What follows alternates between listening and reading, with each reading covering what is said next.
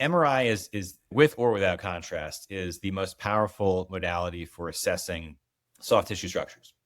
And every year that goes by, we have more and more sequences available, more and more post-processing algorithms. So we're able to do functional imaging, things like non-contrast MRA, right? Things like diffusion-weighted imaging. It keeps getting better every year you're in this MRI game. Welcome to Longevity by Design, a podcast designed to give individuals access to the leading scientific information in the field of longevity. The ability to add years to your life and life to your years needs no opinion. Join us as we ask science to take the wheel. In each episode, Dr. Gil Blander joins a co-host and an industry expert in the field of longevity, shining a light and getting the answers to the key question: how can we live a longer, healthier life? Hello, I'm Dr. Gil Blander. Welcome to Longevity by Design, how to live longer, healthier life. We are produced by Inside Tracker, your science-based guide to optimize your body from the inside out. Our guest today is Dr. Daniel Durand. Dr. Daniel Durand is a Chief Medical Officer at Prenuvo and a leading voice in the future of preventative and precision medicine. With a distinguished career spanning clinical practice, healthcare leadership, and innovation, Dr. Durand bring a unique perspective on how cutting-edge technology, like all-body MRI, can transform early detection and proactive health management. At Prenuvo, in the forefront of redefining diagnostic by making advances imaging more accessible and actionable, and empowering individuals to take charge of their health span. In this episode, we will explore his journey, his vision for future of healthcare, and how Prenuvo is helping reshape how we think about longevity. Welcome, Dan. It's a pleasure to be here, Dr. Blander. Thank you. Thank you.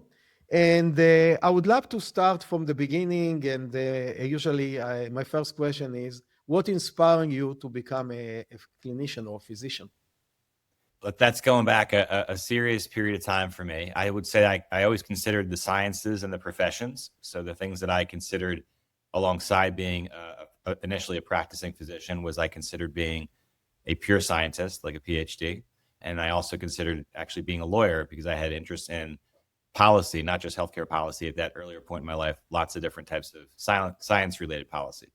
And ultimately, I chose the physician path because I think it had the optionality to do a bit of all three, a bit of caring for patients, but also doing some research and then also potentially impacting on things like advocacy and policy making. So as I often did, and I think a lot of young people did, I tried to preserve my optionality by becoming a doctor. And then eventually was forced to make decisions that forfeited that optionality for expertise in different subdomains. Excellent. And what made you to become a radiologist and specifically specialize in MRI medicine? And that's a more recent decision going back about 20 years. And I remember that one very well.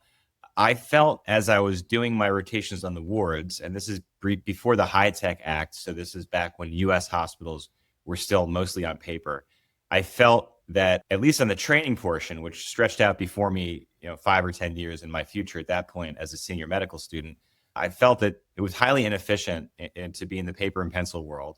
And having been a scientist and a bit of a computer programmer and sort of statistical and math enthusiast as an undergraduate, I really felt that the digital revolution was eventually going to hit healthcare. I didn't think it would always hold out, and indeed it didn't. And so I went into radiology because it was the first fully virtual domain and specialty where outside of interventional radiology, even as early as the early 2000s, like 2002, 2003, most health systems had PACS and a RIS, and were even doing early voice dictation.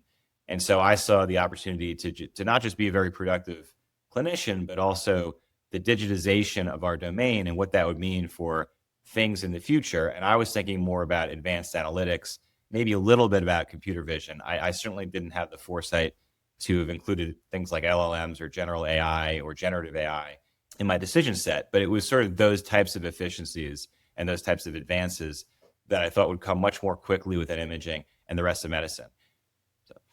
So that's why I chose radiology. That's good. And I don't think that anyone thought about LLM, maybe other than the team at OpenAI, like 2.5 years ago. So it's like, it's amazing what's happening. And a follow-up question about that is, I hear a lot about talking about radiologists, and maybe that will be the first medical profession that will replace by AI. What is your opinion about that? Well, and nobody knows the future. I think we all can vastly, I like the quote by Bill Gates that says that we vastly overestimate what we can do in 5 years, but vastly underestimate what happens in 15. And this does have the feel of that. You know, when I look back on my career in digital health, I think there's a lot of flavors. There's all sorts of things we imagined. And then about 15 years ago, but in the last 5, a lot of our wildest dreams and some of our nightmares, right, have been quickly overtaken. So I think it'll be like that here. And how do we prepare for that? And I would say this: if radiology is the first, if somehow we get replaced, which I think is unlikely, but if somehow that were to happen and we were the first ones, I think the nature of these things is that the rest of medicine would be like 2 days later. You know, like I don't think it would be a big difference in time course, because I think the biggest barrier is getting the public trust to imagine a future without a licensed professional. And for that reason, I don't really think it will happen in my lifetime, because I think this is far less about technical advancements and far more about, you know, societal compacts between who cares for people and how they're compensated and who they are. Really, like, are they human beings and what type of human being? And today, we've always had all sorts of intelligence that we could substitute for physicians, right? And we've always had probably groups of people, honestly, that are extremely intelligent that could, in theory, substitute him for a physician. But unless you've gone through that full track of becoming a doctor, spending the years at the bedside, understanding, you know, the human component and all the credentials that come with it, society hasn't seen fit to give any other type of intelligence, whether it's organic or artificial, that physician license. And I think that will continue. I think the nature of the job will just change. And we've even seen it in radiology. So the skill set changes. And the best analogy that I've seen for this is TurboTax and accountants. And I think it's a good analogy that is very well suited for radiologists, because really, outside of interventional, what we're doing as radiologists, we're doing analysis, and we're doing it these days, you know, at home in front of computer systems that let us be more efficient at it. But at the end of the day, we are compassionate people with training as physicians who are doing analysis that is primarily actually deductive rather than there is a little bit of inductive and synthesis at the end of it, but it's primarily deductive. And that's to say, you could say the same thing for accountants like 20 or 30 years ago. And when TurboTax was invented, when these automated algorithms for determining one's tax liability were created, a lot of people say, well, that's the end of most accountants. I mean, that field will really shrink because the consumer will just get hold of this. But what in fact happened is that accountants expanded more as a field, because the tax code continued to get more complex on top of that, because they could say, hey, we can make it more complex now these people have TurboTax. And then on top of that, the accountants themselves, they were one of the very few professions that in the last 30 years, they had an increase in wages relative to other professions, as well as an increase in satisfaction. And it's thought that that has to do with the fact that they're more operating at the top of their license, doing more inductive reasoning, more synthesis, more time with clients, because a lot of the drudgery and the brute force work of pounding it out on a calculator has been replaced by various different types of analytical tools and algorithms. And so what would that look like if we were to crosswalk that to radiology? I think it would look like an even better job, honestly. It would look like us really functioning as diagnosticians and either interacting more with patients or more with other clinicians, and more honestly with our technologist staff and others, and kind of exercising those leadership and team leadership muscles and community building muscles, instead of pouring through the thousands of images. I mean, we're always going to have to look at the images, but I do think it's good for radiologists if we start to let go of some of that, honestly, and focus on these broader skill sets. And there is real resistance to this within the culture of radiology. So there are people that will listen to me saying this, and they'll say, that guy's destroying radiology. But I'm one of those people that I believe that one of the things that's killing radiology is that we won't let go of the old minutia and the small widget work, right? We won't let go of things like plain films. So why can't a nurse practitioner with an AI algorithm be just as good as if he or she reads chest x-rays every day? You know, why shouldn't we just let that go? Because if you go to a radiology practice and you talk to the physicians, especially the younger ones that really went into this to read things like CT and MRI, all they want to, one of their biggest gripes is, well, man, we shouldn't have to read these plain films. But when you approach organized radiology and say, hey, do you want to get out of this business? It's like, no. We don't want to do anything that makes us less essential, because that's what gives us, our leverage to get everything else we need to get. So I think the field needs to be more trusting. And I think there is a bright future for radiology, but it's only if we reinvent ourselves. And everybody in this modern world, professional or not, you have to reinvent yourself every decade. Yeah, no, I'm 100% agree with you, and I don't think that the radiologists will disappear.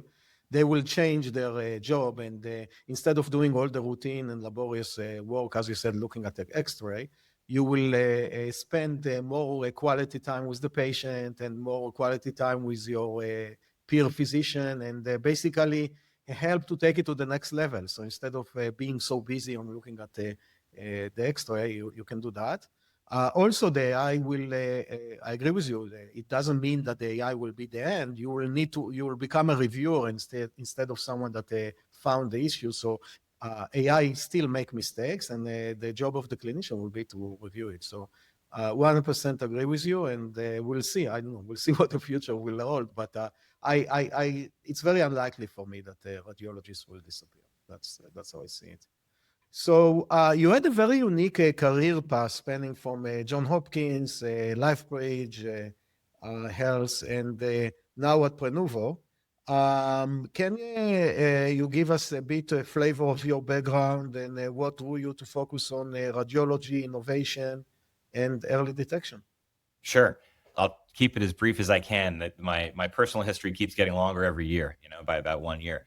So we can go back to where I decided to do radiology. I made that decision in medical school or in around 2005, and then graduated 2006. I did the usual 6 years of an internship, 4 years of diagnostic residency, and a fellowship. I did a fellowship is where you start to see the beginnings of maybe the Prenuvo story for two reasons. Number one is I did the fellowship on molecular imaging, and I was comparing PET-based methods to MRI methods, like for molecular imaging, so things like MR spectroscopy. And that would have been where I did my first whole body MRI scans and reads, which would have been as a fellow in the MSK department, where we were using whole body MRI and whole body neurography techniques to look at a variety of different patient populations, but particular NF1 patients, looking for their neurofibromas and seeing if they were transforming into higher grade malignancies. And one of the things in that sort of PET versus MRI bake-off that was undeniable to me is I published a ton of papers on the MRI side and almost nothing on the PET side. And the reason for that was all of the extra IRB regulations related to using the PET labels, and then ultimately some of the cost as well. So it was sort of learning by doing. Like if I had just looked at the signal to noise ratio and the sort of physical elements, physical principles and elegance of each of the methods, like a lot of people at that time, I might have said, hey, PET is the way to go.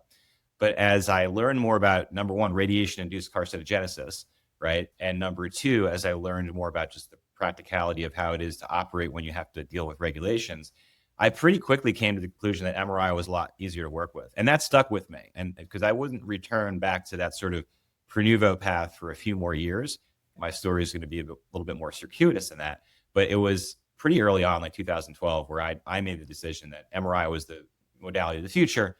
And around the same time, AI was starting to come out. And my personal belief was that there were sort of two governing forces on the future of radiology at the time. And I thought that one would have a short-term influence and the other would have a long-term influence. And the short-term influence was we were in the middle of a recession, and we were doing the implementation of the Affordable Care Act. And there was a lot of emphasis on reducing radiation exposure and overall imaging appropriateness. And I thought that would be sort of the predominant theme for most of the decade while things sorted themselves out. But I also saw a future where if we could get the dose low enough, either through dose-sparing CTs or through things like MRI, and if we were able to harness the computing power, because 2012 was right around when the first AI publications were coming out on convolutional neural networks, at least on the medical side. I did start to see a future where, well, if you bring the cost down and the exposure down enough, then it'll probably be, people will image away because you can compress the time of diagnosis to save so much time. And I know that particularly the younger generation, even back then, you could see that they're going to expect the immediacy that they experience in the rest of their digital life right, to carry over into how they practice medicine. So I had little doubt that imaging utilization rates would probably increase somewhere between 2 and 10-fold, and they have, right? But I also felt like it was important how we got there. So I spent the next few years of my life in the private sector, mostly working with McKinsey as a consultant on Affordable Care Act implementation, and then part-time working at Hopkins. And then I switched over from McKinsey to another company called Evolent Health, which was one of the first digital health unicorns. It was it still is an analytics company focused on helping health systems transition from the fee-for-service system to value-based payment. And I learned a lot about all the areas of medicine and medical administration and entrepreneurship outside of radiology in that 3 or 4 year experience. Right around when Evolent went public, I then went back to Hopkins and I ran their accountable care organization and continued to practice radiology there. Did that for about a year and then got offered a position to run radiology and the physician network at a neighboring health system called LifeBridge Health, which at the seat of LifeBridge Health is this hospital called Sinai Hospital. And Sinai has very strong ties to Israel. It's one of the most adherent hospitals to sort of Orthodox principles in the United States. They have, I think they're rated number 3 in terms of how well they adhere. And so it was a great health system to work in. It was multicultural. It had that strong linkage to Israel and all the AI coming out of Israel. And we grew that health system when I was there from 2 hospitals to 5, up to 125 different locations. We partnered with Israeli companies like AI Doc and became one of the largest implementation footprints for radiology AI in the world. This is back in 2018, 2019, before other systems were broadly doing it. And then I became their chief clinical officer, and I sort of stepped out of the innovation role, continued to chair radiology, but was focused, more on the sort of recruiting, things like getting us through COVID, recruiting and keeping the hospital staff through COVID. And I played that role, for a few years. And it's pretty, like a lot of people, pretty exhausting time to be a leader for a health system. And so when I stepped back, when I was kind of taking stock of things in 2023, I said to myself, what do I want to do for the rest of my life? And what have I really enjoyed doing? And without question, what I enjoyed the most, honestly, was that period in the late 2010s and the early 2020s where innovation was really unleashed. During the pandemic, if you were in charge of innovation in the health system, you had like a blank checkbook. They were like, hey, everyone's dropped all the regulations. We're just trying to save humanity. Do whatever you need to do. And that was like a really energizing time. And the years before it, where I had been kind of getting my chops or whatever in leadership and learning how to deploy AI, had been very rewarding as well. And so I started looking at parts of medicine that are really trying to do both structural and tech innovations. Who's really trying to change the game. And Prenuvo popped up because are taking this very powerful modality of non-radiation requiring modality of MRI, and we're bringing it up. We're kind of compressing the whole diagnostic work by bringing us to the front of the house. And then obviously through capturing all that data, the sort of MRI phenomics data, and combining it with all the other omics, there's just incredible potential for how you improve the health trajectory of any person. And I just sort of know well enough I have a very deeply held thesis here that others may or may not agree with yet. But if you can engage a patient and you can give them a good experience and grab a massive amount of their data and then make it relevant to that early on in the health trajectory, there is just no way that you are not going to produce massive healthcare value, both for the patient, honestly, and for society. Yeah, no, that's a great explanation. Thank you so much. And I learned a lot about you. I knew some about you, but I didn't know all of that. So very impressive background. And I have many questions, so popping into my head. So I would like to start with the first one. And let's start with early detection, because all the mantra of Prenuvo, in a way, is let's detect it early and then try to treat it early, hopefully, and then hopefully will make you better because we detected it early. So can you explain this dogma? Because I'm reading a lot of papers about kind of cancer that basically saying, even if you detect it early, the endpoint is the same. So can you elaborate about what you know and why early detection is better? Yeah, I think there's a real confusion in the scientific philosophy around this issue. And you have a lot of very bright people, and I'll put myself in that group, but I'm not saying there's not a lot of people that are more bright, right? We are all looking at the same data, and we've all taken the Hippocratic Oath. We've all practiced for various different flavors of time. I think we're all good, smart people. And some of us are coming to very different conclusions. So I can speak to the conclusion that I've come to, and that I think an increasing number of people are coming to. Because I will say this, the RSNA, which I think is the largest or second largest medical meeting in the world and the largest radiology society in the world, they did a survey after this. They had a great debate between two luminaries, Dr. Sadikson and Dr. Jha, at this last year's RSNA, and it was basically over this issue. And then they did a poll on their social media that lots of people engaged in, presumably mostly their own membership, but I guess it was open. And it came out to like 75% of people were pro whole body MRI at that point. And so that was a bit of an eye opener for me. I would have thought it would be like 33-66 the other way, or even 50-50. People is a physician, I assume, correct? Clinician? These are actually radiologists. Radiologists, okay. I would assume. Yeah, that's important. I don't know. Yeah, I don't know. They're just people following the RSNA account. I don't think they're like, looking for credentials, but I would say that there are people in the radiology space that they're responding. Expert. Right? I would say expert. It's not like someone from the street. Correct. Yeah. And I think the people from the street, I think they're going to listen to their doctors and their trusted sources over time. Right. And for some of them, their trusted sources are like a Nobel laureate, right, who might not even be a practicing medicine doctor. And for other of them, their trusted source might be a Kim Kardashian or an influencer, right? Hopefully not. It's to say it's really up to people who they trust. It's not up to us. But yeah, in terms of what the data says, right? It is an accurate statement. So when the ACR starts out its statement and they say things like, there's no long-term study showing that these technologies result in extended lifespans.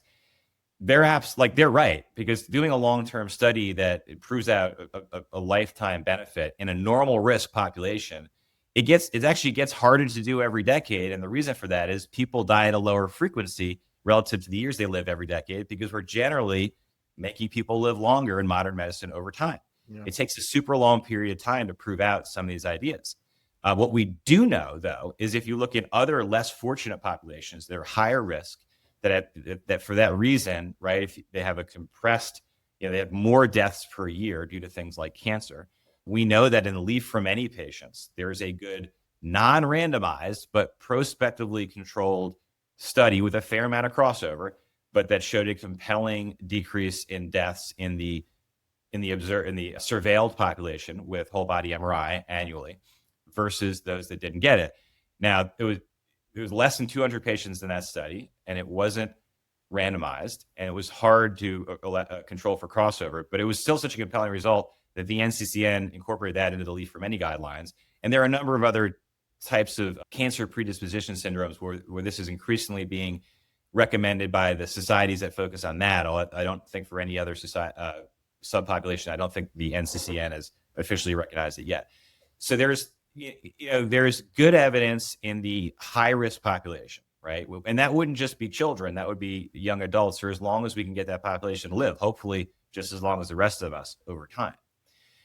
But you haven't seen that for other areas. And I would say, well, there could be two reasons for that. Maybe it doesn't work in the general population. I think that's less likely, to be honest with you, because I think ultimately, having seen firsthand both populations, I think that ultimately there are challenges to accuracy in both that have been overcome enough to produce a benefit in the leave from any. And I think we have or will overcome them enough to produce the same benefit in the general population. But it's going to take a lot longer to prove it out. And what I think you'll see happen is that maybe you'll see other high-risk groups, but not quite as high risk as leave from any. So maybe the BRCAs or the Lynch syndrome, these various different, much more common but lower risk than leave from any cancer predisposition syndromes. And then maybe you'll see environmental and other behavioral exposures like smokers or firefighters, burn pit survivors, people who have worked with various different types of chemicals. So I think that's the direction that you'll see this take over time.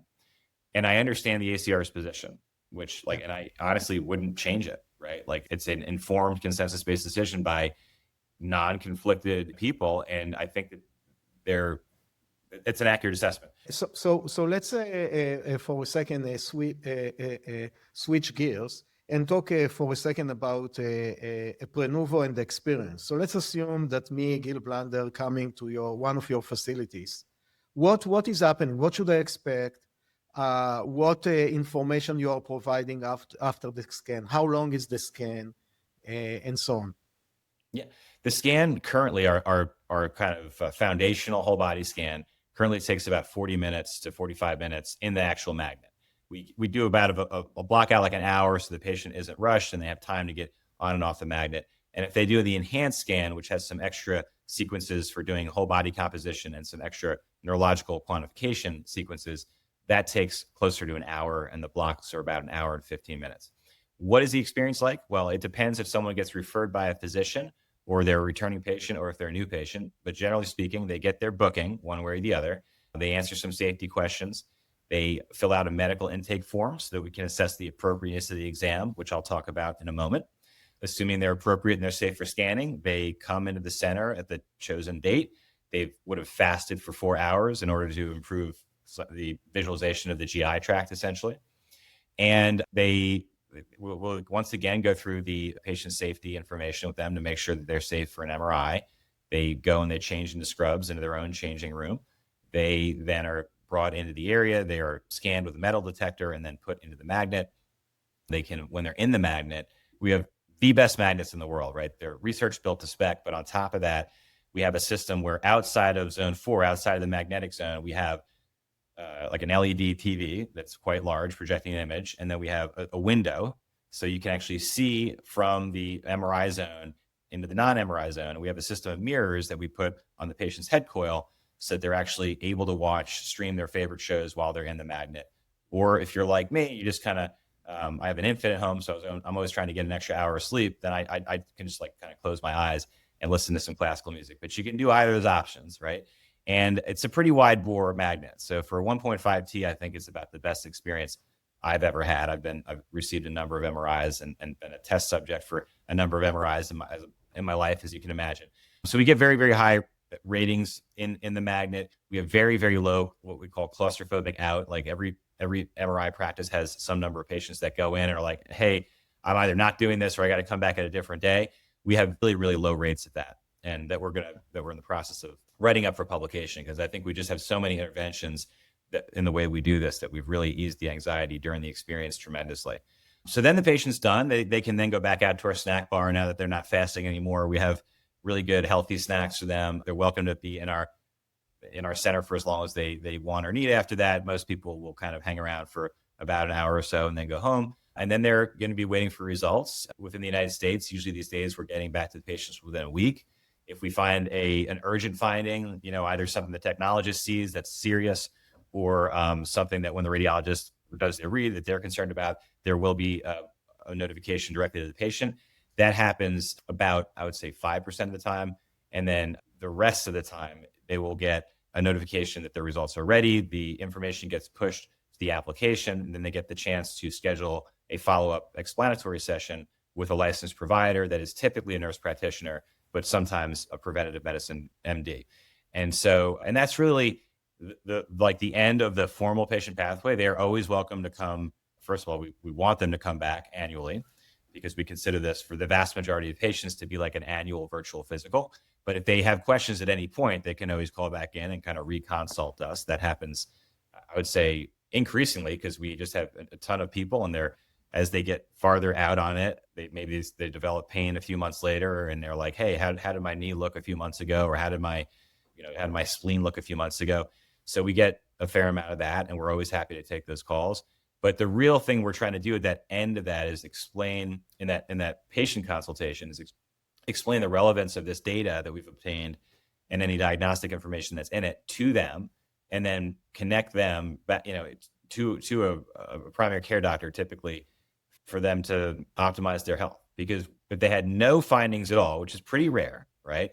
No findings at all, and they have no health issues, they should still, if they're gonna come to us, if they care about their health that much, they should also be engaging with a primary care doctor. So we think we bring more patients into the health system than percentage-wise than maybe any other direct-to-consumer company, because when they come to us, about 50% of our patients don't have a primary care doctor. But many, many patients, we don't have the exact number yet, wind up engaging a primary care doctor, either due to the fact that we did uncover a diagnosis, like maybe they have fatty liver disease, right? Maybe they have some kind of white matter disease. They should see a neurologist. There's all sorts of things that we could find that would make someone want to see a doctor. And we view that as a good thing because we've been saying it forever in medicine. People don't see the doctor early enough, right? So there are some that will look at our model and say, oh, look, they're causing overutilization. But those same people are just not, they're not realizing what's going on here because we're MRI, because we're like real pathology, right? We're finding real stuff. Like this stuff's going to wind up eventually in your health system. Do you want to deal with it now without radiation and with forethought and why you can still preserve organ function? Or do you want to deal with it 3 years from now and this patient crashes into the ER, right? And you get a pan scans with a CT on them, and now you have a 5-day hospitalization to sort out what's going on. Yeah. It's a prevention versus a treatment a cause. And what you're trying to do is prevention. I want to double click on the results. So I want to see if I understood what you said. So basically what you can find with MRI are whether you have cancer or not in a different organ, and maybe if you can discuss that, what kind of organs. Then you said fatty liver. What other, can you look at if you have some calcium or you need to, or you cannot, like calcium score? What are the medical observations that you can extract for your MRI? MRI is with or without contrast, is the most powerful modality for assessing soft tissue structures.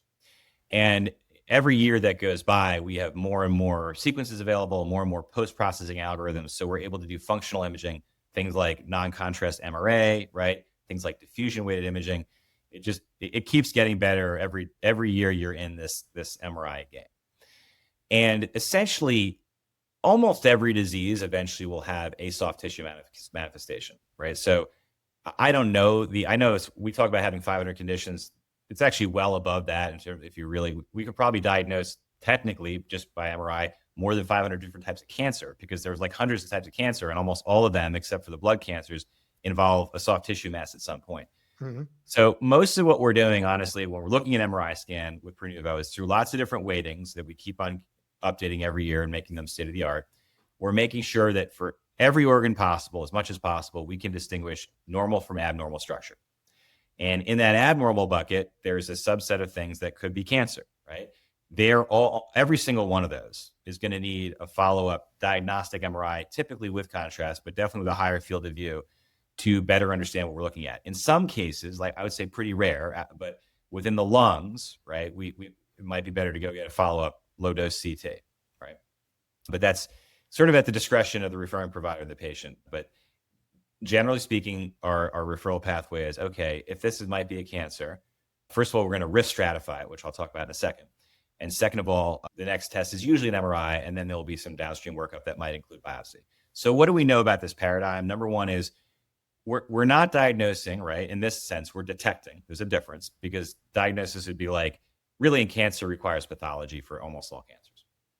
But in the case of, like, let's say a brain tumor, I mean, we can often say after the whole body MRI, look, this is almost certainly, a GBM or low-grade glioma. There's still some more imaging you need to do, but you're much higher specificity there than if you see something like, let's say, a complex, the liver or kidney, where there's a few subpathologies that you could be dealing with, including non-cancerous, right? So we want to take that risk stratification. We assign an OncoRADS value, so this is a thing that's not just for normal populations, but for whole body MRI in general. When you apply it to oncologic screening, there's a grading system called the OncoRADS system. That's sort of like the other PI-RADS, BI-RADS, lung-RADS systems, where 5 is really likely to be cancerous, and 1 is just totally normal finding, and 2 is like definitively benign, and then there's 3 is sort of an intermediate level, 4 is high risk, and 5 is like super high risk. And so this system was devised by my predecessor, CMO, Prenuvo's first CMO, Dr. Ratal Rawala, along with other luminaries in the field of whole body MRI. I want to say like 3 or 4 years ago, they published it in Radiology, which is like the #1 peer-reviewed radiology journal. And this has since been updated, but we use this quite a bit. We also have a similar system called the CSD system, which is it's the same concept, but applied for all pathologies, not just OncoRADS. But for your question, so what we can detect is we can detect almost any cancer, and when, like, it does depend on the organ and how much contrast there is, but like we usually say around the centimeter order of magnitude, more so than the millimeter, and certainly more than 10 centimeters. So it's really around that's when they're about a centimeter in size is when they become reliably detectable. And what we noticed, right, is in our largest study to date, which we're presenting this month at the American Association for Cancer Research, the AACR, we followed over 1,000 patients for a year. And we found that of those who knew they had a cancer diagnosis at the end of that year, almost all of them had been diagnosed downstream of workups for their Prenuvo scan.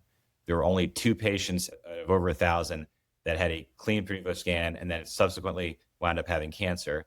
And again, that's not to say that it was evident on the exam at all. It just means that they had a cancer diagnosis within a year. And both of those were in the breast, which is, one of the reasons we have always said that people should still get mammograms. We find things, and in this set, I believe we did, we find breast cancers, and we definitely find, sometimes we'll find a breast cancer that mammography doesn't find, right? But it doesn't mean we replace mammography, because mammography will find things we don't. The gold standard for breast cancer detection is dedicated breast coils with contrast, which is, a different thing than we do. So just to get back to that general set, we found almost all the cancer there was no cancer outside the breast that was reported by patients at a year that Prenuvo hadn't found. And in order to find those cancers, we found, I think, 21 of them out of a population of about a little over 1,000, like 1,019 or 1,010 or something. Those, we biopsied around twice as many patients as had cancer. So around half the biopsies were positive. That's an excellent positive biopsy rate for like an overall screening method. If you look at other methods like in lung cancer and breast, like you're going to see similar rates in lung cancer and actually much lower in breast. In breast, they'll usually biopsy about 5 lesions to find one cancerous lesion. And I'm not like calling any of that into question. I'm just saying that the concerns that people have over lots of biopsies, et cetera, have not been borne out by our largest study. Yeah. So what I hear from you related to cancer is that the false negative is very low, at least in 1 year. It's like Yes. 0.2%, because 2 out of 1,000, so it's something like that. The false positive is around 50%, but it's much better than other detection, because you said that there is like something like 80% or something like that, correct? The positive biopsy rate was about 50%. Yeah. Yeah. So, yeah. And I would go from the false negative rate. I would say, I would just tweak it a little bit. Because in every single encounter we have with the patients, we make the other recommendations for the indicated USPSTF care.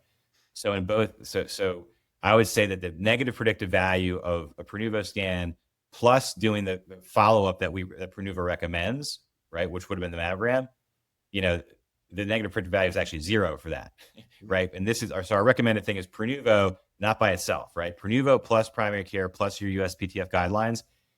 That's about as airtight. Like that's what I do myself, and that's what I recommend for people I love, because that's an incredibly powerful combination. Okay. And then the other thing, we found 21 cancers, right? So if you had just done other methods, my guess is you'd find less than 10, right? Yeah. So I view this as we're adding a significant number of additional early cancer diagnoses to the game. And again, to the extent that you believe that early detection in cancer is the side you want to be on as a patient, then this would be a very good thing. As a Longevity by Design podcast listener, you understand the value of improving your health for today and for all the years ahead. And if you want to live your healthiest, longest life possible, you need to understand what's going on inside.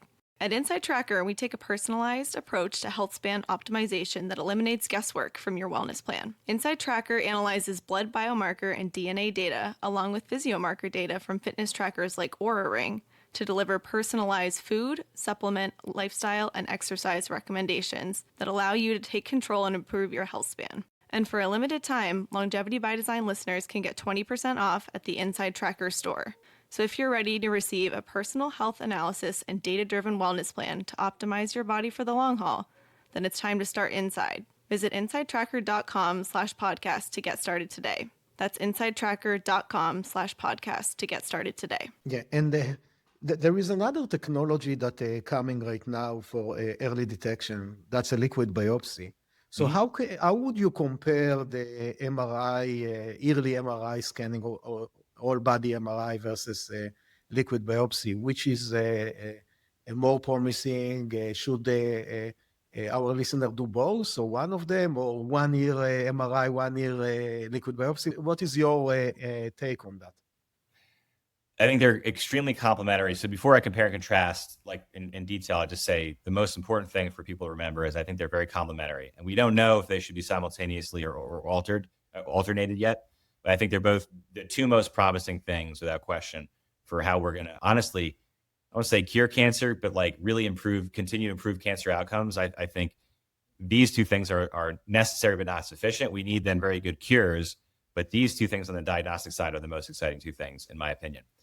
And just like with whole body MRI, there are a lot of flavors. There are a lot of flavors and sub technologies within the liquid biopsy space, but overall the space is extremely promising. So you get into when one is good versus the other. My understanding of technology, I don't want to have any tomatoes thrown at me by a certain liquid biopsy people. This is my understanding of technology.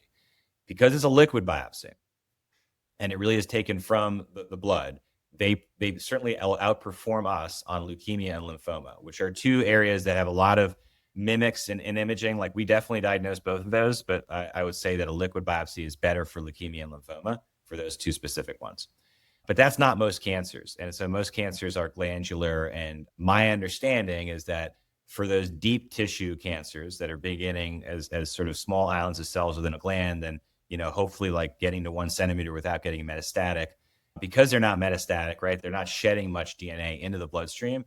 And so for those early cancers, which are the majority of the ones where we want to be able to act early, my understanding is a good whole body MRI will outperform current liquid biopsy because of that limitation around the amount of DNA that gets shed into the blood. We're going to learn a lot more about this to be able to say this with precision. Personally, I'm in my mid 40s, right? As I get a little more aggressive in my 50s and 60s, because that would be the 50s, 60s, 70s are sort of when you see the most dropout due to early cancer deaths. That may extend more into the 80s and 90s as we get better with dementia and heart disease, but that's the way it is now. So I'm looking at probably doing both because I actually think the crossover will be incredibly powerful. How will it be powerful? Well, if you did them simultaneously, right? If I have a positive liquid biopsy and a positive and a whole body MRI, they both have issues around the potential for false positive, right? But if you have a double positive, you just became a lot more specific, right? They both really shine for false negatives, right? Or sorry, for true negatives.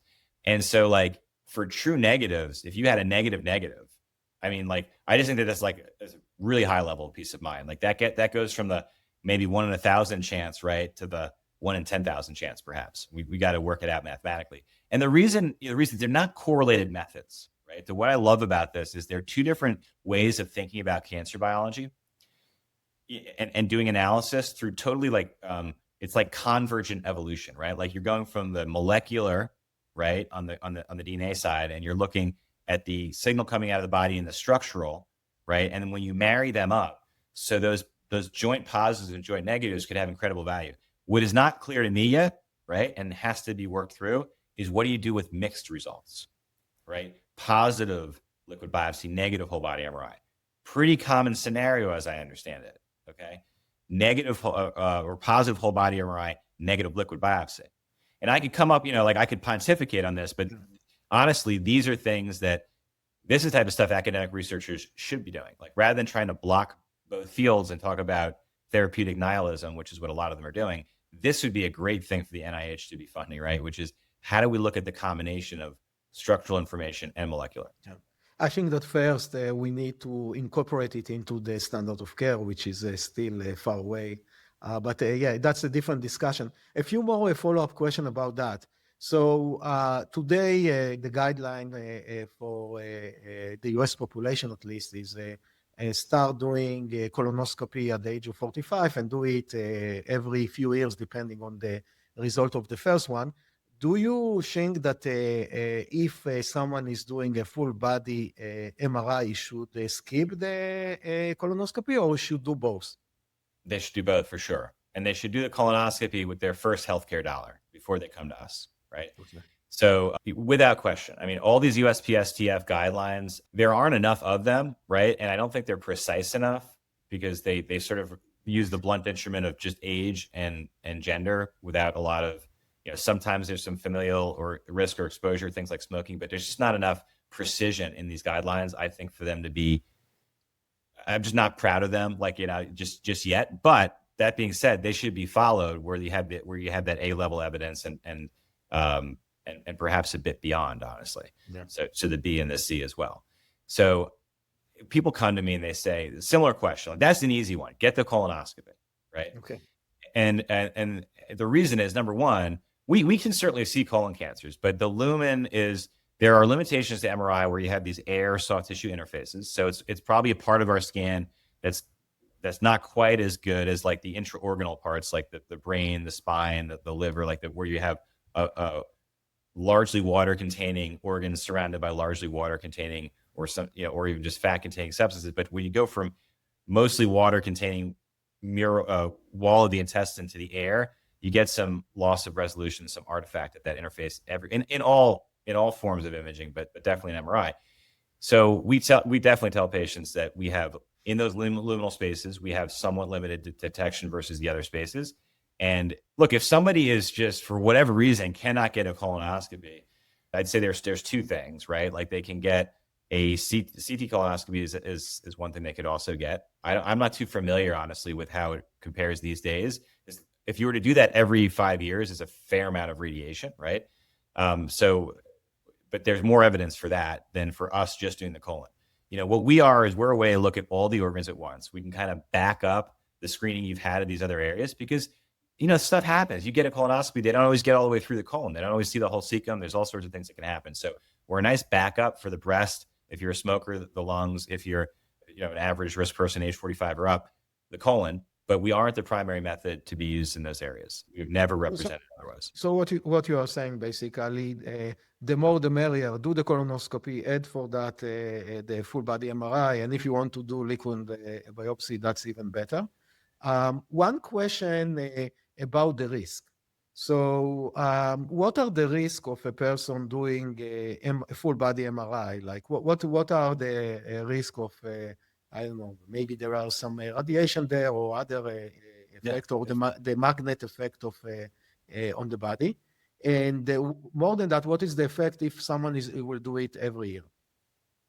So let's just talk about the physical, and we're going to leave what I call information consequences, which could include both anxiety and then all the arguments over that the detractors want to make over increased costs or whatever. We're going to punt on all that. And I'm happy to have those debates, right? But if we're just focusing on the physical, there's nothing, right? Because there is no radiation that's ionizing. There is, you go into when you go to MRI, you step into a magnetic field, you lie down, and then we pulse information, energy that's kind of like cell phone frequency type wavelengths into your body, and then we watch what comes back, and that's what allows us to have a computer construct the image through something called a Fourier transform. And these days, there's also some machine learning either before or downstream of that, depending on the product.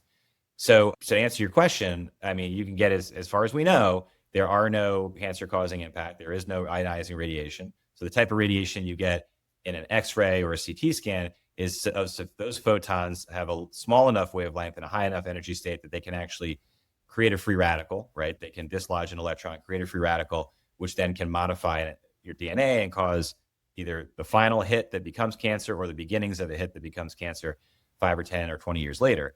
So we don't have that issue with MRI. And that is why MRI is used so much in children.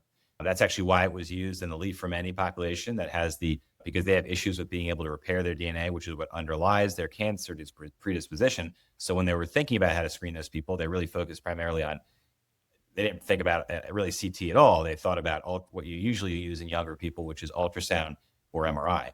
MRI is just so much of a better tool to screen than ultrasound, in my opinion. It is not operator dependent. It gets a much higher quality image. And then because of that standardization and the higher quality and the higher ability to quantify within that image, you can then have trained AI algorithms to do things with MRI data that you just would be almost impossible with ultrasound.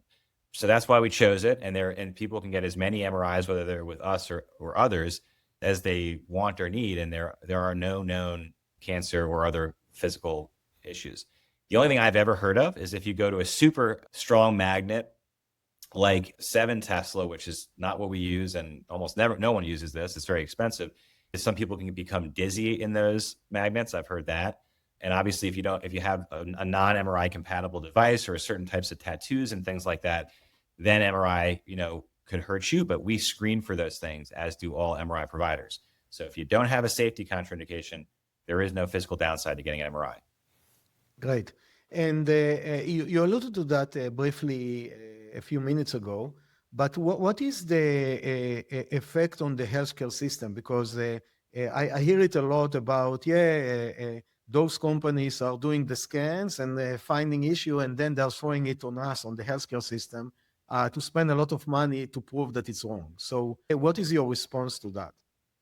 My response is that the patients are in this journey with us, and the patients want to look inside themselves, right? So we're kind of doing for patients what some earlier philosophers did like a couple hundred years ago, and it was also unpopular with certain incumbents at the time. So I'm thinking about Galileo, right, who chose to look into the sky before the church told him it was okay, right? And Gutenberg, who just democratized information, and at the time it was the Bible, right, the most commonly read and printed book in the world. But when he was doing it in Europe and printing these things out in the 15 and 1600s, folks didn't appreciate it because they wanted to be the ones that told those patients, those parishioners and people what the information in that book said and what it meant. So I think what you're seeing here is the same. Like we're empowering people to look inside themselves. We're telling them what the information means, and they are then going out and they're making use of the existing system to address their issues. Sometimes the people on the other side of that are, they're a little bit threatened and they don't know what to do with it because it's a new thing that's happening to them. It's not action that they're dictating. But like whatever they're seeing the patient for is something that was inside their body, right? So it kind of comes back to, don't you think patients have the right to decide what they want in their body or know about it? I think so. Like that's part of what the health system's for. I just think we're an extension of the health system. We're an architectural innovation in the sense that we're bringing MRI up front. We're liberating patients. We're empowering them. We're democratizing them. That comes at the cost, right? Like that power comes from somewhere. And where it comes from is the traditional health system, because you've always had to go through your doctor to get these things in the traditional model. And now you can get them yourself. So I think that most of the time with those practitioners that you referenced, they reflect on what they're actually annoyed about. It's just change. They're not annoyed at us. They still want to help that patient. We're helping them. We're helping that patient find them earlier and get the help in a less, confusing way. So. Yeah. No, I agree with you. But I heard a lot about that, so I wanted to ask. One more point that I see is also you alluded to that, is the emotional cost. So let's assume that you have a false positive, and then this person went to the healthcare system, they tested all of that, and then it was negative. He had a lot of emotional cost that in theory, if he haven't done Prenuvo, he wouldn't deal with that. So how do you react to that? Yeah, without, commenting on any specific case, I'll just say that a big central thesis that I led with, right? One of the things that we're in this game for is information is power. We want to empower patients, we want them to get better outcomes on the balance. There is no way that you can get transparency into more information in anything I'm aware of, whether it's the stock market or your personal life or education. More information opens up the door to two roads that could lead to anxiety. One is like the more commonly spoken about one, which is the unnecessary thing, which is I know something, now I'm hung up on it, even though it's not important. Like, or not any, it was true yesterday, now I know it. It's not going to impact me maybe forever or minimally, but now I'm going to fixate on it, right? So that's unnecessary. The other, which is the less spoken about, which is also an anxiety signal, right, is if we scan 20 people and we find a really critical action value in one of them, like an aneurysm or a mass or an infection, right? That person then probably becomes more anxious the day after their scan, because most people think, because they're coming in a state of health, they don't have symptoms. So they're hoping and thinking they'll probably get reassurance, and they're right. But one of them won't be right? One of them will actually get bad news, right? Like that we don't, like, again, like I think it's still better than not knowing. And that's the whole, otherwise people wouldn't come at all. So there's like that we call that necessary anxiety. And that's part of taking control of anything in your life. If you say, listen, I've been putting off looking at my credit score forever, and then you look at it, like there's a chance it could be like low enough, and there could be someone using your credit card somewhere in some different country, and that's how you find out. And that could cause you some anxiety, right? Yeah. But it's better to know. Same thing if there's a couple cells, that have become cancerous and you now have a nodule somewhere. That's a bummer to hear that the day or two after your MRI. And you will be more anxious, but that anxiety might be what keeps you alive 5 or 10 years down the line for your family. So we're going to take that no one knows the balance between unnecessary and necessary anxiety. That's an interesting thing. Like there is no credible publication I've seen, based on internal data, I would say they're comparable, right? Yeah. And then of the unnecessary anxiety, here's the tough thing is I'm pretty certain that if you went to any, like take any hospital, right, their emergency room, their primary care doctors, take any imaging practice, I think they're experiencing the same thing. In other words, when you decide to go to your primary care doctor, it's like a motherhood and apple pie type thing to do. Like nobody would dissuade you from doing it. When you decide to get a mammogram, right, these are things that you should do. But there's also like the chance that you learn something real that's a bummer that you get anxious about, or that you learn something that's a gray area that you get anxious about. Yeah. Right. And this just so for that latter group, you have to communicate well to their providers. You have to communicate well before the test. You have to communicate and have an open door and be as compassionate as possible so that they aren't unnecessarily anxious.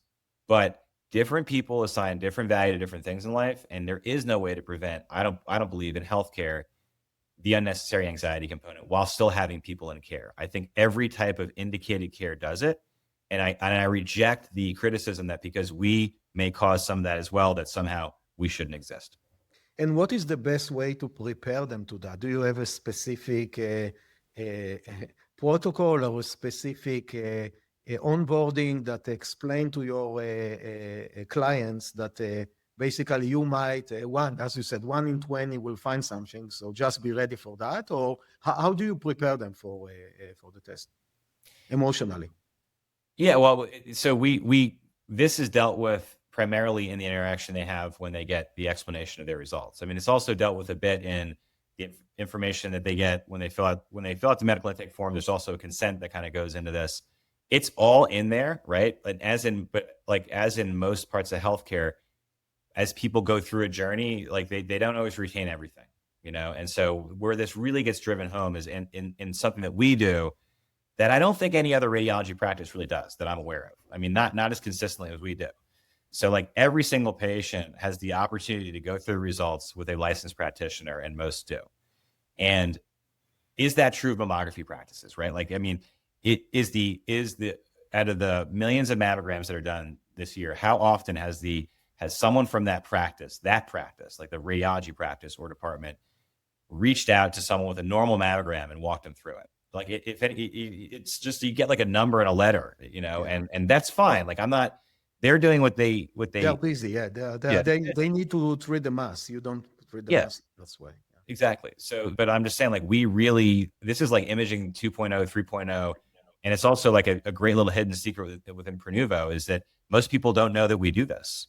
And it takes a lot to do. And these conversations, they aren't just half an hour. There's like prep work that's done before it, so that like we're talking about close to an hour of a provider's time for every single patient.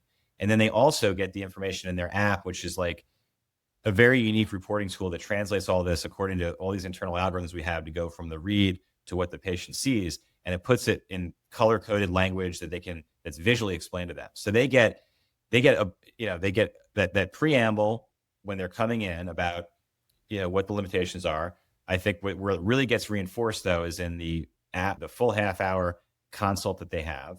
Again, if they choose to remain on the line, like some people, they don't want the consultation, to be honest with you, right? And we can't force it on them. And some people get on and off very quick. But that provider is there to answer any questions, and our door is always open, so people can always write back in if they didn't understand something, or and we hope return to us. And we are seeing increasing rates of every year we have more return patients, right? And every year we also have more physicians. Every month we have more physicians sending us patients, not just in terms of an absolute number, but in terms of the percentage of our business. And that's one of the things that lets me know we're doing well on the communication. And the last thing I'll say is there are some models where we're partnered very closely with practices that send patients to us quite a bit. And in those situations, the physician becomes very knowledgeable, and we're able to, like, they will actually walk the patient through the results rather than us in those tighter relationships. But you have to have, they're almost all concierge practices because, again, primary care doctors in general don't have half an hour to spend with the patient about anything. They don't have 15 minutes. They're on the EMR typing. A quick follow-up question. You said that some would like to take the consultation and some not. Do you have a more or less breakdown? What percentage are taking the consultation? What percent said, I don't need it. I'm just happy that I'm good. I have a rough number in my head that I don't know how informative it is. I would just say that The majority of people take the consultation, and I'm, part of the reason I'm on this podcast is I want everyone to take the consultation, right? Okay. But like every doctor's office knows that if people they don't want to get on the phone with you, like you can't force them to. Yeah. And so there are complex reasons that people seek this test. And I'll just say, so I don't want to pretend that I know everybody's, the right answer for every individual, but I think I would be happy if 100% of people took it. And if you may, maybe it's a secret, but what is the magnitude? How many clients came and ran via the Prenuvo so far? Well over 100,000 patients have been scanned. And I would expect that over the next year or so, that would at least double. Like Okay.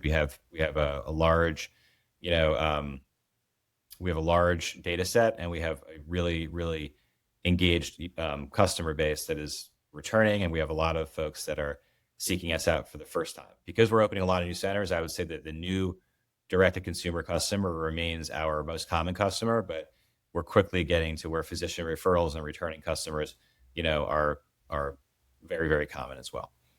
That's very interesting, and I think that it's exciting to see that there is a appetite and uptake of such a technology. My next question is about there are a lot of slices of prevention. You have the whole body MRI, you have a blood testing like what InstaTracker is doing in prevention. You have a microbiome, you have DNA polygenic scores, and so on and so forth. So do you see or do you envision combining them together, or do you have a plan to do that, or you prefer to really focus on a full body MRI and that's it? We'll absolutely be getting into some other omics. I mean, where we've started is being best of breed in a really, really important modality, which is whole body MRI, that nobody else was honestly doing well. And so the first act of Prenuvo has been to sort of get to as much of that open market space as possible, both geographically and just sort of in the consumer mind share, and really focus on being best of breed for whole body MRI, because that's a thing and we don't think it's going anywhere. It'll just expand. However, as you referenced, there's lots of other things we can do. And so as part of the enhanced scan, we're not only doing whole body MRI plus additional sequences plus proprietary, and third-party AI to give patients really great insights into their health and longevity. We're also drawing for the first time a set of labs, and we're doing this right now at the patient's home. But in the enhanced scan, we're also doing our own panel of labs, and that we then have our own clinical pathways associated with. So we're able to give the patient deeper insights by taking the whole body MRI phenomics along with some of the functional data and body composition data, plus their labs, to give that much better guidance to them and to their doctors. Where this goes in the future is, I think we will be grabbing more and more data different ways. And one of the things I've spoken about being publicly interested in is these other forms of non-invasive, non-radiation requiring imaging data. So high resolution imaging of the outside of the body, high resolution imaging of the retina. These are all areas of interest. And I think in these areas, we can do some internal innovation, but I think external partnership is also something we're looking forward to. So if there's anybody out there listening from those types of companies, please reach out to me on LinkedIn. But those are technologies I would love to incorporate into our centers. Interesting, very interesting, and it's great that you are trying to expand in all direction. A specific question for, let's say, our listener would like to know more about how important is it to do a full body MRI. So do you have a specific sweet point or a specific age bracket or gender or a specific kind of persona that you think that a test like that will be the most beneficial for this subpopulation? Yeah, I mean, one of the things I'd just say as a generally, hopefully compassionate physician is you should be someone who hasn't spent your last healthcare dollar yet. So in other words, if you haven't been able to carve out the time, right, and the money to see a primary care doctor and do your recommended screenings, then I would say start with that, right? And that's, easier for young people. Actually, it's a little counterintuitive because they don't have a lot of them. They don't necessarily have a recommendation for a lot of things before age 30. This might be getting a baseline whole body MRI. I think is a good idea, because most people walking around in this country, in the U.S., right, where we supposedly have access to the greatest healthcare there is, but most people walking around, they've never looked inside their body. They don't know some basic stuff about themselves, right? And the thing is, we're all born a little different. Some of us have like one kidney, some have two, right? There's all sorts of things that you might want to know about yourself. Yeah. So I think getting that baseline scan is great because there's the eye-opening information. And then once you get it, then it's like, well, you might have some findings, you might not. Depending on what else is going on with you, you might, you probably want to get one in the medical group, right? Prenuvo medical group would recommend most of the time that you get one the next year. But if you're super low risk, that you could wait 2 years. But once you get two, right? Once you have that second baseline, now even if you found something in the first one, it's most likely stable, right? Because most of us have something. I have like a cyst in my liver. I have an enchondroma in my ass. I have little things that are like cysts, like I could stress out about them, whatever. But once you get that second scan, you get even less stress. I mean, I didn't stress out because I'm a physician, right? And because that's my overall mentality. I'm glad to know. But there's no question that once you get that baseline, now you're like really in control. And then you can follow these things over time or make sure nothing new pops up. So who is it yielding the most in? Well, I mentioned before, there's some high-risk groups that don't have any screening available to them to detect a lot of cancers they know are a risk for them, that they're a risk for. Sometimes these cancers have killed someone in their family or like a good friend. And I'm thinking again about people with BRCA or Lynch syndrome. I'm thinking about people who have an occupational exposure, who might be like a hero, like a firefighter or a Gulf War veteran that was near a burn pit. And so for these people, they know they're at increased risk. And I think this type of technology is super valuable to them. I would say like that's the first group I recommend is people who know they're at high risk. The second group I would recommend is people that are in the general population, but they're in that rising risk area. So people, I would say like my age, right? It's at like late 30s, 40s, 50s, 60s. This is when cancer starts to take its toll. It's also, right, when people just start to have these other chronic health issues creep up on them. And anytime someone gets diagnosed with a chronic disease, like an arthritis, we'll say, or a COPD or a diabetes, a lot of times there were imaging manifestations years earlier that were just never picked up on. They're being diagnosed with something that's chronic, which means that like they've already had enough end organ issues to manifest symptoms. Wouldn't it be great to find those things earlier? And we can't find all of them early, right? We're probably not very good for finding early COPD, but we can find things like inflammatory bowel disease early. We can find asymptomatic multiple sclerosis, right? Which is a major new category of disease that many people are now saying that the population should be screened earlier for. We can find inflammatory arthritides and things like that earlier than other methods and earlier than waiting for symptoms. So that 30s, 40s, 50s, that's definitely I would say our sweet spot, 30s, 40s, 50s, and 60s. And then there is a role for us in 70s and 80s as well. But I think it is primarily in that, people who are accumulating they're hopefully not accumulating chronic diseases, but that's what normally happens, right? So when you're 27 on, that's when your body is kind of done growing. And then after age 27-ish for most people, that's when more cells are dying than multiplying. That's when you're sort of aging. Yeah. And from that and for the rest of your life. And so for me, the big sweet spot of this technology is really from around that point forward in these various different risk pools, because what we're trying to do, right, is help primary care doctors and longevity physicians take that state of health that the universe or God or whoever you believe in has given you and maintain the state of health as long as possible, rather than just sort of waiting for disease to materialize and then treating symptoms. Yeah.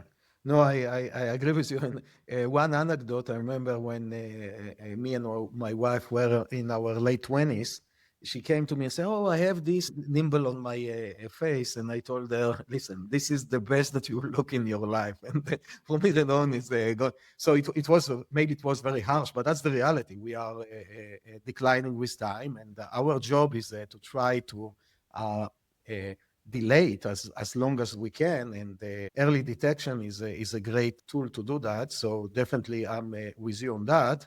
And one question that is more general that I would like to ask you is, how do you envision lifespan and health span in 10, 20, 50 years from now? What significant changes do you foresee? Well, I'll kind of pick up on that thread I was just at. I think really quantifying for every individual what their state of health in that prime of their life. So if we define the prime of our lives, like at that point where we're done maturing, but we haven't yet started to age, I think that's a pretty universally accepted, non-controversial statement. And today we just don't know a lot about that. The NIH medical school, all the medical textbooks, they're mostly focused on what goes wrong in that, which is usually 20, 30, 40 years down the line. So we need to study health more. And that will take probably more than the time you alluded to, but we'll get better and better at this the more that we study this and understand the science of that sort of, how do we get to the longest possible homeostasis of that state for that individual? Because the answer is not going to be the same for everybody. And I think again, our hypothesis is gathering as much information as possible within the individual. Structural information for MRI is a great place to start. Then you have all the other biomarkers you talked about. And then I do think there'll be a lot of individual protocol design. We'll sort of look at some of these data set. We'll have to use AI because there's so much information in there. And honestly, there'll be so much, hopefully, good science prepared and presented that AI can help us figure out with a consensus in all this, which nobody will be able to read because there'll be too much of it. And we'll be able to say, okay, for this person, this is what their optimization schedule should look like. And I do think that there are some things that'll just have to be table stakes to make sure that the algorithm has it right. So a lot of people today are saying that we'll somehow have AI that'll tell us you only need this number of scans and this number of blood tests. I think it'll be more like we're constantly gathering data from a Bayesian perspective. It's easy to gather data. And if the AI algorithms are good, like they're not going to want, like AI never leads to like doing less diagnostics, honestly. AI will lead to gathering more data because the AI will let you do more with the data. But what will be unique, right, are the interventions, I believe, like what supplements you take, what drugs you take. You know, should I be on a statin? I don't know. I am on a statin. I have this condition, right? My only medical condition is hypercholesterolemia. That's really, if you think about it, just an elevated biomarker. It's like a secondary endpoint. The primary endpoint we care about is, do I get atherosclerosis, have a heart attack, and die? And we know from all the data that you'd have to treat like 150 of me to demonstrably save one life. Yeah. So, and there are potentially downsides. I mean, I don't really think there's much in the way of downsides of cholesterol meds, but some people do.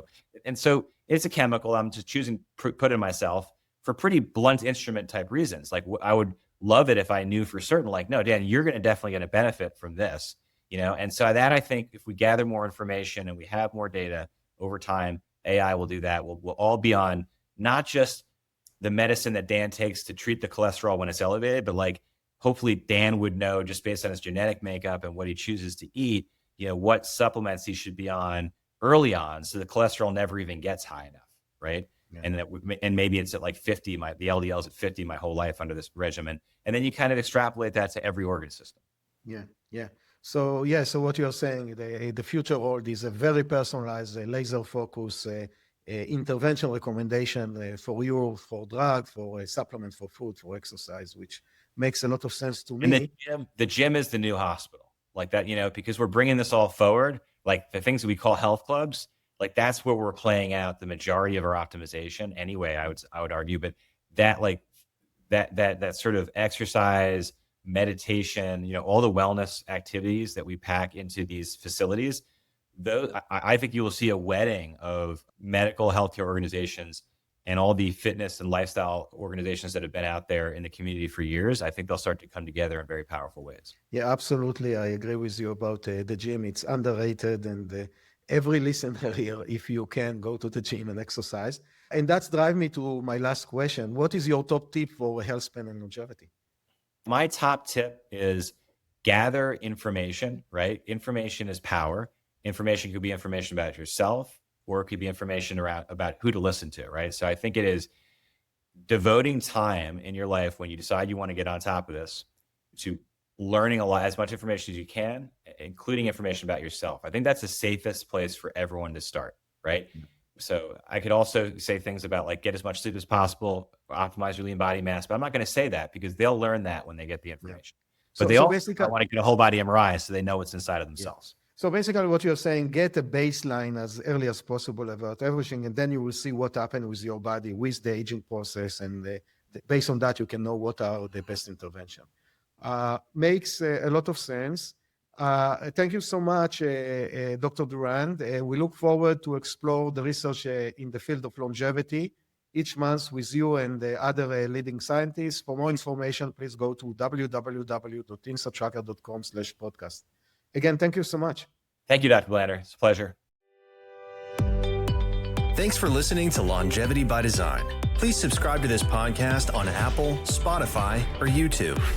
Longevity by Design is powered by Inside Tracker, a personalized health optimization platform that helps people improve their lives by improving their bodies from the inside out, using personalized, science-backed recommendations for nutrition, supplements, and lifestyle changes.